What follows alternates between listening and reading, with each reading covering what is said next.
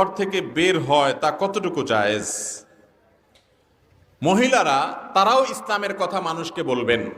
আল্লাহ তাআলা কোরআনে কারীমে বলেছেন, আল মুমিনুনা ওয়াল মুমিনাত বা'দুহুম আউলিয়াউ বা'দ বা'দুহুম আউলিয়াউ বা'দ ইয়া'মুরুনা বিল মা'রুফ ওয়া ইয়ানহাউনা আনিল মুনকার। মুমিন পুরুষ আর মুমিন নারী, মুসলমান পুরুষ এবং নারী একে অন্যের পরিপূরক। তারা উভয়েই সৎ কাজের আদেশ দিবে, অসৎ কাজের বাধা প্রদান করবে।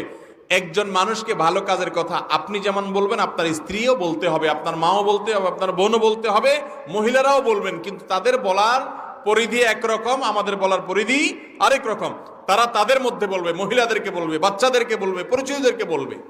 কিন্তু দাওয়াতের কাজের জন্য, ইসলাম প্রচারের জন্য, তালিমের জন্য বাসা থেকে তারা যদি বের হয়ে যান, সেক্ষেত্রে প্রথম শর্ত হলো এত কাছাকাছি যাবেন যে সফরের দূরত্ব হবে না, এবং দ্বিতীয় শর্ত হলো তাদের অভিভাবক, স্বামী হোক বাবা হোক, তাদের অনুমতি সাপেক্ষে যাবেন। তারা বাধা দিলে যাবেন না, কারণ তার জন্য এই যাওয়াটা ফরজে আইন না। ইসলাম কোনটাকে কতটা গুরুত্ব দিয়েছে এটা বুঝতে হবে।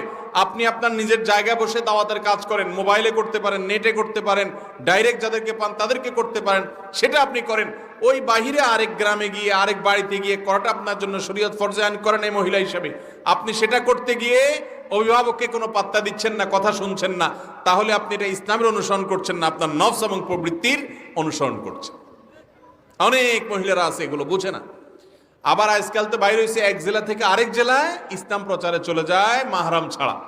মাহরাম ছাড়া হজ করা পর্যন্ত জায়েজ নাই, ওমরা করা পর্যন্ত জায়েজ নাই, সেখানে কিসের ইসলাম প্রচারের জন্য আপনি আরেক এলাকায় চলে যাচ্ছেন? তো এগুলো লক্ষ্য রেখে যদি মহিলারা দাওয়াতের কাজ করেন, তালিমের কাজ করেন, কোনো অসুবিধা নাই। এরপরে প্রশ্ন হলো, সকালে ফজরের নামাজের পরে ঘুমানো যাবে কিনা? ফজরের পরের ঘুমের যদি ফতোয়া দেই, তাহলে বেশিরভাগ লোকই তো এখানে আসামির কাঠগড়ায় দাঁড়ায় যাবে। ফজরের পরে বেশিরভাগ মানুষের ঘুমের অভ্যাস না। মাহফিলের মৌসুমে আমি পারি না, কিন্তু মাহফিলের মৌসুম বাদে বাকি সময় আমার বাসায় আমি আমার পরিবারের সদস্যদেরকে চেষ্টা করি রাত 10টার ভেতরে বিছানায় চলে যাওয়ার। এটা আজকাল সোনার হরিণ হয়ে গেছে। আমরা রাতে 12টার আগে গ্রামের মানুষও শোয় না আজকাল। যদি বিছানায় যাইও আমরা 11টায়, 1 ঘন্টা আমরা মোবাইলে মুনাজাত করি। মোবাইলের মুনাজাত বুঝেননি আপনারা? এই দুই হাতে বসে ফেসবুক ইউটিউব টিপতেছেন, দেখতেছেন, মনে হয় যে আপনি মুনাজাত করতেছেন শুয়ে শুয়ে। এই মুনাজাত করতে করতে মোবাইল ঘুমের চোটে মুখের উপরে পড়ার আগ পর্যন্ত রাখে না অনেকে, ঠিক না ঠিক? এরপরে মোবাইলে কি দেখছে কি না দেখছে এসব জল্পনা করতে করতে আর ঘুম আসে না। 12টা 1টা 2টা বেজে যায়। এরপরে ফজরের সময় শয়তান হাত পা টিপে ঘুম পাড়ায় দেয়। ফজরের পরে তার না ঘুমার উপায় নাই, কারণ রাত্রে ঘুমাইছে 3 ঘন্টা 4 ঘন্টা মাত্র।